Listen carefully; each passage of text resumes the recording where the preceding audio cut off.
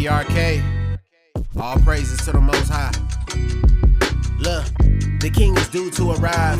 Soon enough, spent too many nights praying. I don't stoop low and then lose was provided. Somehow the coldest road doubles as the liquid of fire. Pursuit of desires. They losing sight of what was written down in stone scriptures. Enduring till the end, the world is so senseless. Praise to YAHUAH, I am not Christian. Government's trying to sell us on them aliens, it's not convincing. All this outer world talk is pointless, just distractions. Y'all can argue about orbit, but are you anointed? That's what matters. Dialogue Hebraic, moms was on Rosetta Stone level classes.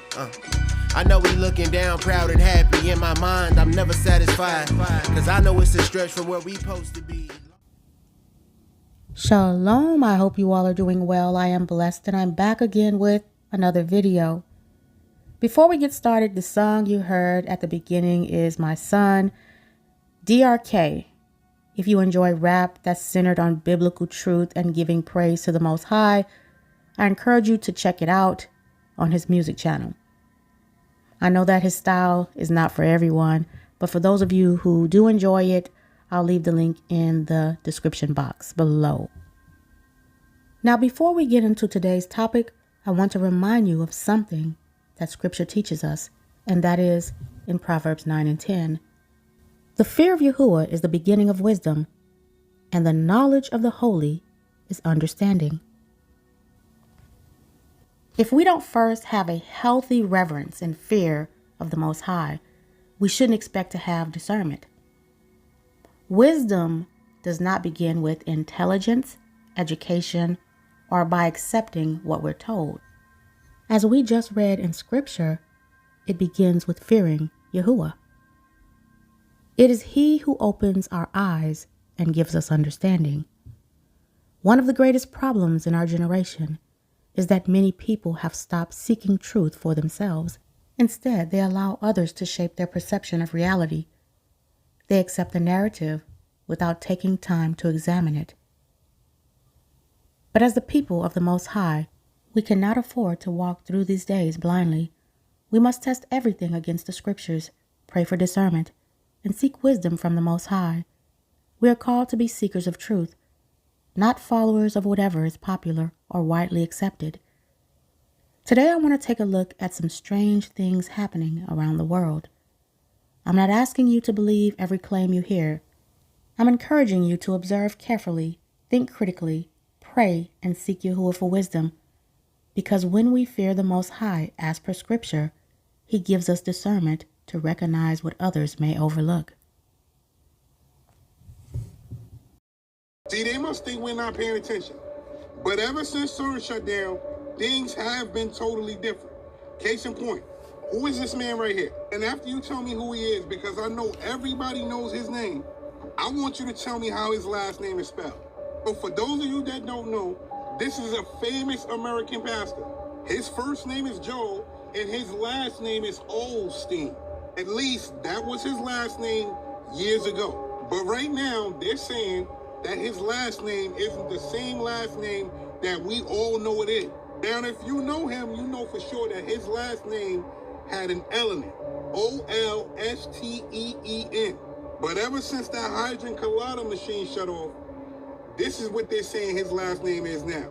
But you're going to have a lot of people say, that is his last name. His last name never had an L in it. Okay, Joel Osteen's last name definitely had an L in it because I remember when I watched him a long time ago before I came into the truth. So I thought I'd personally go ahead and look this up myself. Now, either they changed his name or our memory doesn't serve us correctly.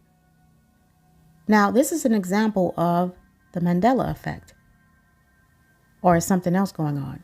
So it's true, when you Google his name, there's no L in Osteen. Now, I can't help but to bring up the fact that in the book of Enoch, I noticed a description that sounded very different from our everyday experiences. It described heavenly gates and portals and luminaries, and it also talked about spiritual beings moving in between realms. It spoke of events that remind me that there is more to creation than what our physical eyes can see. And then there's this whole thing going on at CERN, but we'll talk about that in a little bit. I want to get back to this video. But you're going to have a lot of people say, that is his last name. His last name never had an L in it. Well, if that's the case, then what is this? And don't tell me this is a computer error. See, what it is anything that's digital can be altered. It can be changed. But one thing you can't control is computer error. Right, and you can't control memory. Here and the L isn't here. And we can go down a couple of rabbit holes of things that happened since CERN shut down. Fruit of the Loom Cornucopia, Chick-fil-A K, Bernstein Bear, and the list goes on. But the question I need to ask you is, why do you think they're doing this? Or do you think we jump timelines?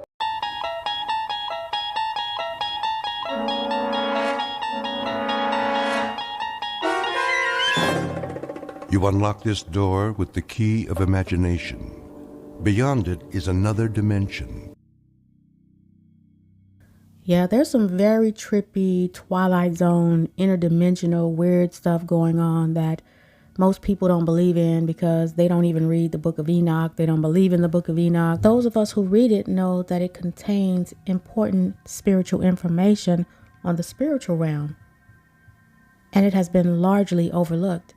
They want us to see things just on the surface so they can continue to control the narrative of the world. The Book of Enoch talks about things that are very different from our everyday experience. It makes you think of the Twilight Zone. It describes heavenly gates, portals, luminaries, and spiritual beings moving in and out of our realm. So now, like with this Mandela effect, many people remember this example of Fruit of the Loom logo. We remember it having a cornucopia behind the fruit. Well, today the official logo doesn't have one. But when you research this logo online now, you'll find both. You'll find the original logo as well as the new one after the so-called Mandela effect happened. But what I find really interesting is that people are making the connection between the time CERN opened, the Large Hadron Collider in Switzerland, and when these strange things begin to happen like the Mandela effect. Now, these people over in Switzerland are doing diabolical things. And there's many, many things that are being reported around the world that I can't help but think reminds me of the descriptions of some of the things in the Book of Enoch. And the reason that I begin this video like I did with the fear of Yah is the beginning of wisdom is because we're living in a time when many people are beginning to question their understanding of the world around them. They're seeing things they can't easily explain, and it's causing them to ask whether there's more to reality than what they've been taught, in which I believe is an excellent question. The only way that we're going to get any type of understanding, in which we're not going to be able to understand everything anyway, is that if we revert to the Most High and the fear of Yah. He is the one who gives discernment and opens our eyes to both the things that are seen as well as the things that are unseen. Let's take a look at 1 Enoch 33:3, the number that I see all the time, 333. It reads, "And to the east of those beasts I saw the ends of the earth, where the heavens rest and the portals of the heaven open.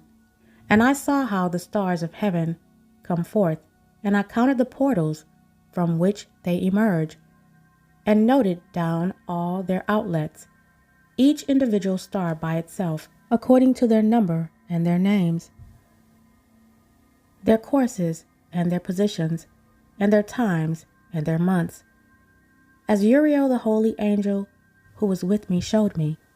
He showed me all the things and wrote them down for me. Also he wrote down their names, their laws, and their companies." What they're searching for at CERN, for example, is how do you go into other dimensions and create these portals? Because that's an ancient technology that we're still trying to unlock today. CERN might have accidentally opened a portal to another dimension. Hear me out. Deep underground in Switzerland, CERN runs the Large Hadron Collider, the most powerful particle accelerator ever built. It smashes particles together at nearly the speed of light, recreating conditions just after the Big Bang. Here's where it gets strange. Some physicists have proposed that these collisions could theoretically create microscopic wormholes, tiny bridges connecting our dimension to another. Not the sci-fi kind you walk through, but real gaps in the fabric of space for a fraction of a second. Shortly after the collider was switched on, people online started noticing something odd. Memories that didn't match reality anymore. The Mandela effect, spreading everywhere. Most scientists call that a coincidence. But a few haven't ruled out something stranger, that for one fraction of a second, our reality briefly touched another one. And we're still living with what leaked through.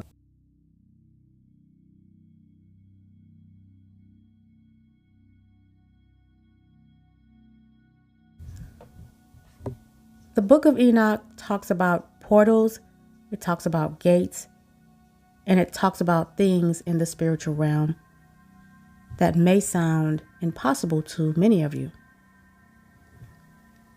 But there's a physical world and there's a spiritual world, and the Most High created a veil that separates the physical from the spiritual, meaning there's a spiritual realm, a spiritual world, and there's a physical world and a physical realm.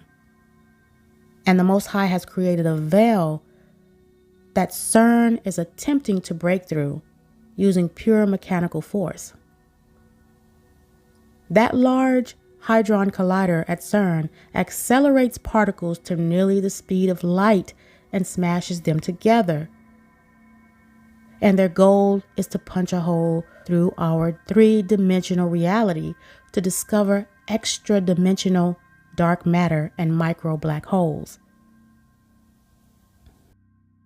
Beings from portals coming in and out. Beings coming in and out of portals. Yes, they have apparently in the bottom of the CERN this portal, this door where they are dealing with all the subatomic dimensions. She's not the only one talking about this. If you've seen the latest video, you know Dan Burish has been saying the same thing. They are from the future, 45,000 years ahead of 45,000 years ahead on a separate timeline than what we are presently on.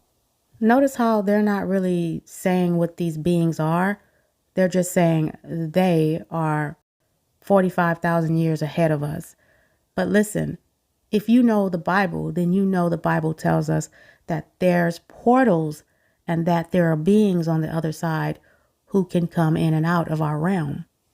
People from the future coming through open portals. I can't even wrap my mind around it. And now, to hear a CERN insider saying it out loud. But here's what's more disturbing. When you look at what is going on in the CERN, there is a fight from some of the military agencies. Intel, they say that there is a fight on time. They're trying to change time. Trying to change time or changing timeline?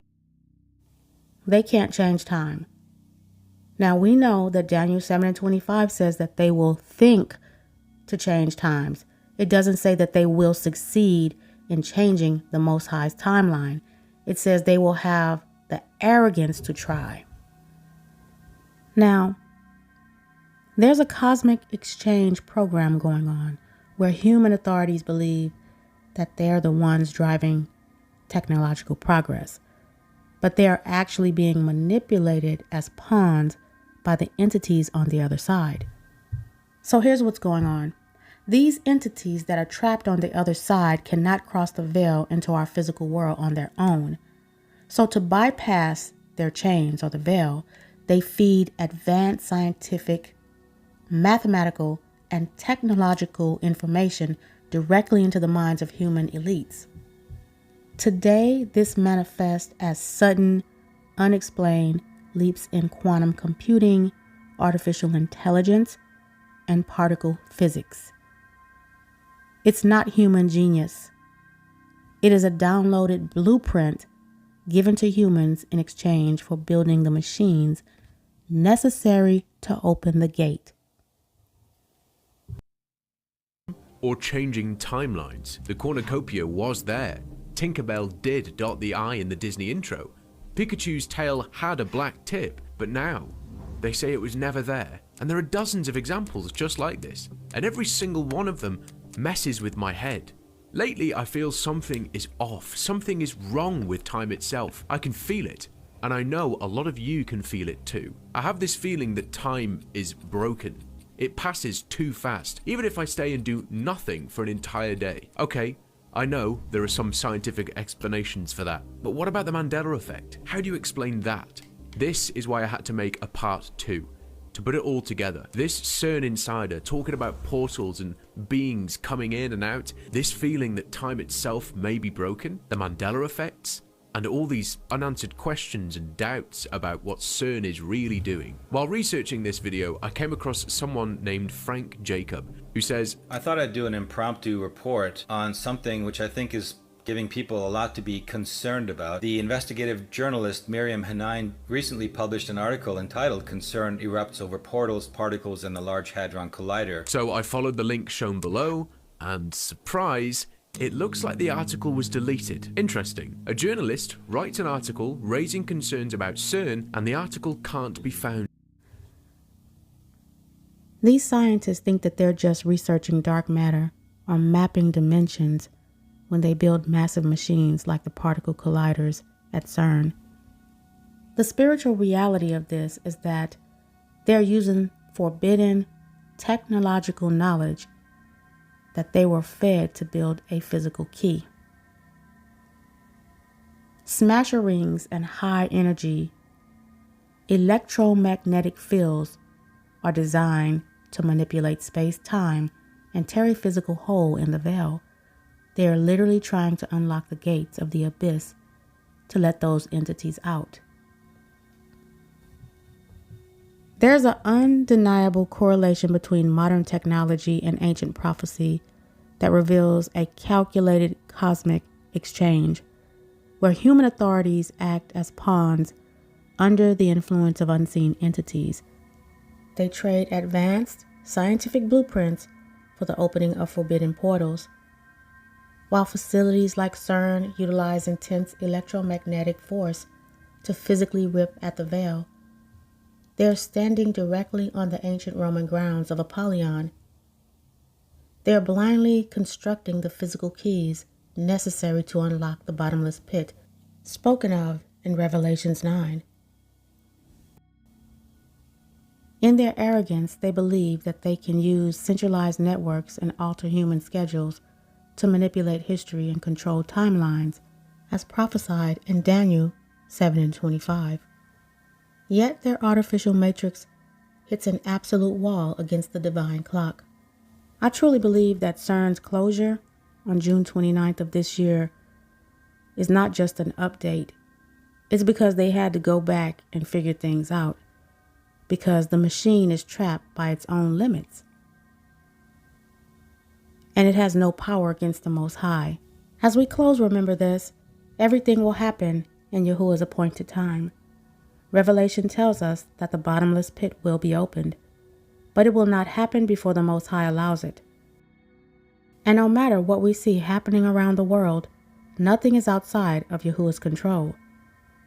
That's why our focus should not be on fear, but on remaining faithful, watchful, and spiritually prepared. Thank you all for listening. May the Most High Baruch all deserving, and remember Matthew 24:13. He that endures unto the end shall be saved. And until my next video, Shalom.